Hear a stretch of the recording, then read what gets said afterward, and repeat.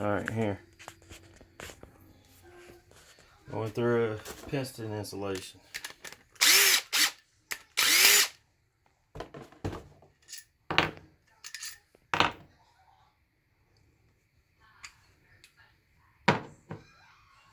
Alright, I got my bearings installed, one upper, one lower.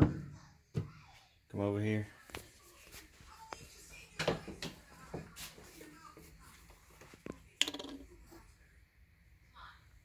Let's put a little bit of oil in the cylinder.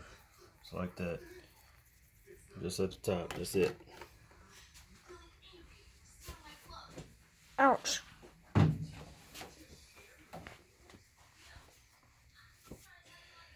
Alright, now I've already file fit my rings. I've also oiled my rings.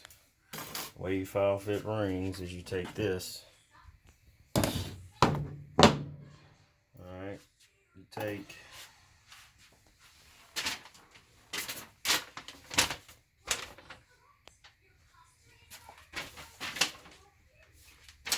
this piece of paper and you figure out what you're going to be doing. I'm going with nitrous race only because I'm going to be spraying a lot of nitrous. So you take your bore, which is 4.125, which is what I'm running, multiply it by this number, and then do it again with this number. It'll give you your gaps. I came out with 28 thousandths for the top and 26 thousandths for the second. So what you do is you take your rings, put it up on here like that, and you squeeze the ring and rotate this. Alright, I'm not squeezing because they're already gapped. Then you just kind of do this a little bit, kind of work the burrs off the side. Once you do that, you install your lock ring on the bottom of the piston with that little dot right there pointing down. So Mom asked, do you want her to pick up something for you and us? I read the text message. I'll text her back later.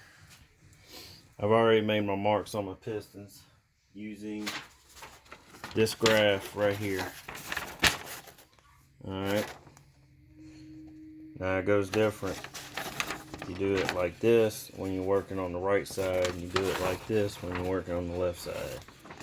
Because there are certain areas that these rings need to go on the thrust side. So the oil rings you want to put on by hand. Okay. Then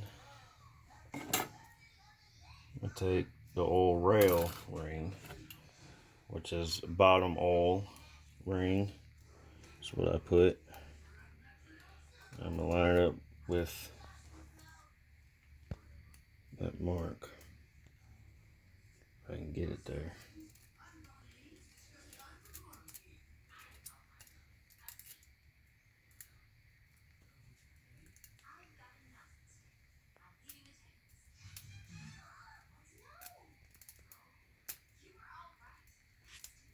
Sometimes it's a little tricky, but take your time, you get it right. And then I'm gonna line this gap up with the top oil mark.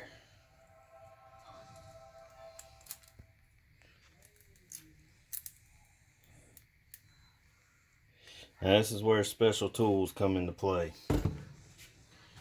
I got my number 2 ring. That dot right there goes up top. You gotta use piston ring pliers. Grab the gap like that. There's my bottom one. Oh. Got a runner. Alright.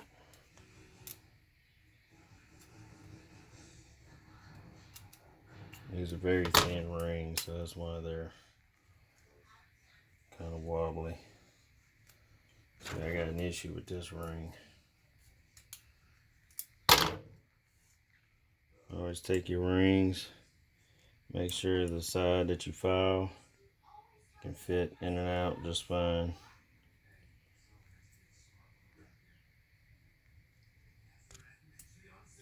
That's this side right here that's messed up.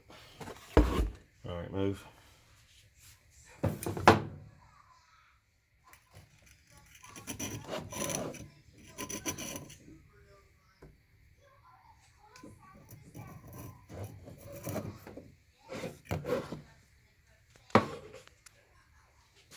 Alright.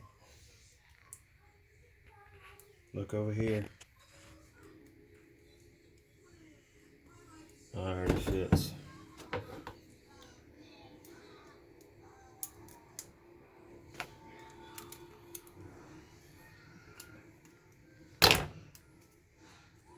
Alright, fits just fine. Then I'm gonna find the dot. Can you see that? Yes, sir. Your dot right there. Yes, sir. Very tiny. Put that on the top gap.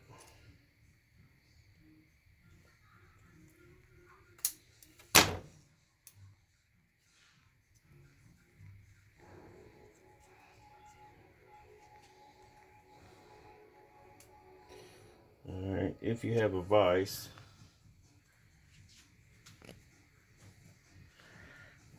which I don't, this part would be easier. Alright, one hand hold that piston. Look, hold the phone just like that. Alright.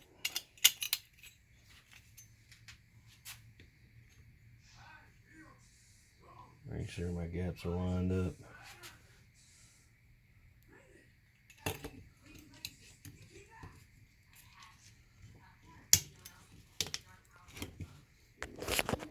And that's how piston ring, a good piston ring compressor works.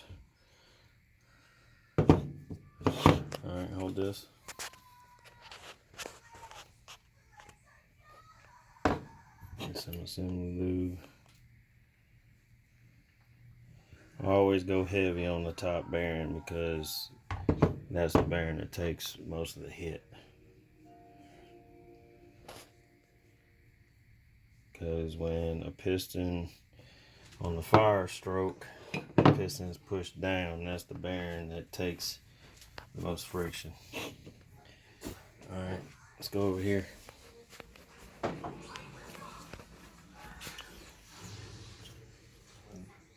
Ease this piston down. Now these are forged rods, so they take rod bolts instead of rod studs. Alright.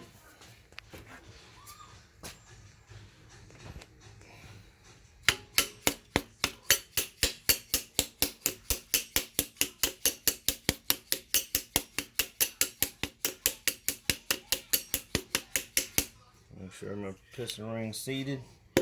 Tap as soon as it starts moving.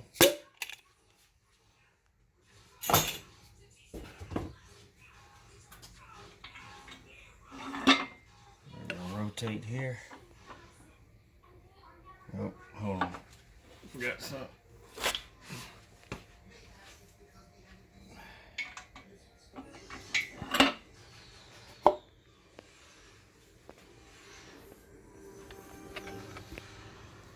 Yeah, it's on there, I think. Yeah, it's on me.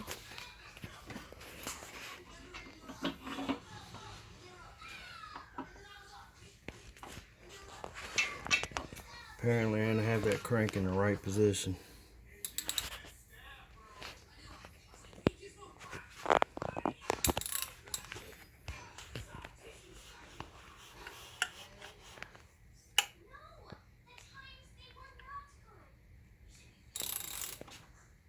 Thought I had bottom dead center. Alright, there we go. Mom's Let me calling. take this. Mom's calling. Okay, just hold on. Take this.